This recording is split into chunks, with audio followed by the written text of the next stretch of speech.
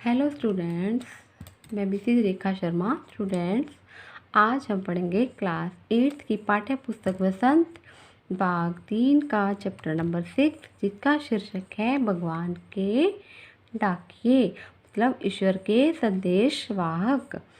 तो इस कविता में कवि रामधारी सिंह दिनकर ने पक्षी और बादल को भगवान के डाकिए बताया है। तो यह कविता किसके द्वारा रचित है? रामधारी सिंह दिनकर जी के द्वारा रची गई है यह कविता। इस कविता में कवि ने पक्षी और बादल को ईश्वर के डाकिए के रूप में प्रस्तुत किया है। पक्षी और बादल ईश्वर के संदेश वाहक हैं। जिस प्रकार डाकिया हमारे प्रियजनों का संदेश हम तक पहुंचाता है, उसी प्रकार पक्षी और बादल क्या करते हैं? ईश्वर के संदेश को हम तक पहुंचाते हैं। लेकिन हम मनुष्य ईश्वर के इस मौन संदेश को नहीं समझ पाते। हमें तो बस यही लगता है कि ये एक देश से दूसरे स्थान पर विचरण कर रहे हैं, मतलब व्यर्थ ही घूम रहे हैं, जबकि उनके द्वारा लाए गए संदेश को पेड़ पौधे, पहाड़ और नदियाँ सब आसानी से समझ जाते हैं, क्योंकि इन्हीं प्रकृति की चीज़ों द्वारा ईश्वर हम तक संदेश पहुंचाते हैं। मनुष्य तो केवल यही सोचता है कि एक धरती की सुगंध बिना किसी सीमा को माने दूसरे देश तक बिना किसी भेदभाव के समान रूप से पहुंचती है। एक देश का जल भाप बनकर दूसरे देश में पहुंचकर क्या करता है? बादल बनकर बरस जाता है। लेकिन इसका वास्तविक संदेश क्या होता है? इसका वास्तविक संदेश यह होता है कि पेड़ पौधे अपनी वायु, धरती अपनी सुगंध और नदियाँ अपना जल किसी सीमा विशेष में बंद कर नहीं रखती। ये बिना किसी भेदभाव के सभी को लाभ पहुंचाते हैं, और मनुष्य को भी ईश्वर के इस मौन संदेश को समझकर उन्हीं के अनुरूप कार्य करने चाहिए। यही इस कविता में कवि बताना चाहते हैं। चलिए पढ़ते हैं कविता। पक्षी और बादल ये भगवान के डाकिए हैं, जो एक महादेश से दूसरे महादेश को जाते हैं। हम तो समझ नहीं पाते हैं, मगर उनकी लाई चिट्ठियाँ पेड़ पौधे, पानी और पहाड़ बाँचते हैं। तो कवि क्या कहना चाहता है? इन पंक्तियों के द्वारा कवि कहना चाहता है कि पक्षी और बादल ईश्वर के डाकिए हैं, जो सामान्य डाकिए की तरह, मतलब जो डाकिया होता है हम तक हमारे प्रियजनों का संदेश लेके आता है, उसकी तरह हमारे लिए संदेश लाते हैं। परंतु यह संदेश हमारे किसी प्रिय व्यक्ति का नहीं होता। मतलब जो पक्षी और बादल संदेश लाते हैं, ये हमारे प्रियजनों का संदेश ना होकर किसका संदेश होता है? ईश्वर का संदेश होता है।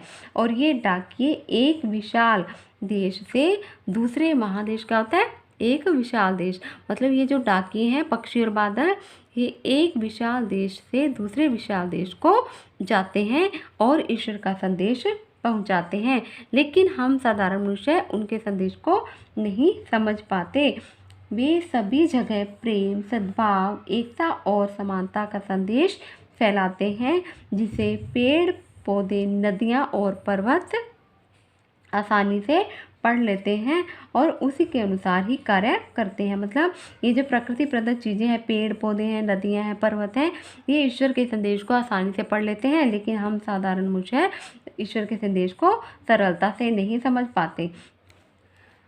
हम तो केवल यह आंकते हैं कि एक देश की धरती दूसरे देश को सुगंध बेचती है, और वह सौरभ हवा में तैरते हुए पक्षियों की पांखों पर तिरता है, और एक देश का बाप दूसरे देश में पानी बनकर गिरता है। तो आंकना क्या होता है? अपने हिसाब से समझना। सुगंध, खुशबू, सौरभ का अर्थ भी खुशबू होता है। पंखों मतलब पंख पर, तिरता मतलब तैरता है। तो इन पंक्तियों के माध्यम से कवि क्या कहता है कि पक्षी और बादलों द्वारा लाए गए संदेश को हम मनुष्य केवल अपने हिसाब से समझते हैं। हमें तो सिर्फ ऐसे लगता है कि हवा के झोंके के साथ जो एक देश की सुगंध है दूसरे देश तक पहुंचती है। हम मनुष्य ये समझते हैं कि फूलों की महक हवा और पक्षियों के पंखों के सारे एक स्थान से दूसरे स्थान पर पहुंचती है, और एक स्थान का जल भाप बनकर दूसरे देश में बरसात के रूप में बरस जाता है, किंतु ऐसा नहीं होता। हम यह नहीं समझ पाते कि प्रकृति के ये डाके किसी सीमा में नहीं बंधे हुए, ये सीमा में बंधकर संदेश नहीं देते, अपितु समान भाव से सभी के पास पहुंचते हैं और इनके भीतर अपने पराये का भाव नहीं होता। यही बात हम मनुष्य नहीं समझ पाते और प्रकृति के माध्यम से ईश्वर हमें ये बात समझाना चाहते हैं।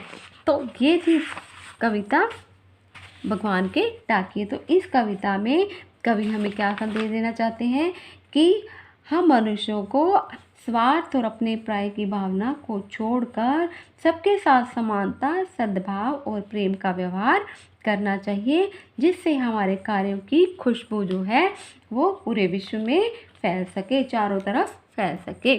तो प्लीज़ इस कविता को दोबारा से रीड करेंगे और इसका अर्थ लर्न करेंगे। Okay, bye.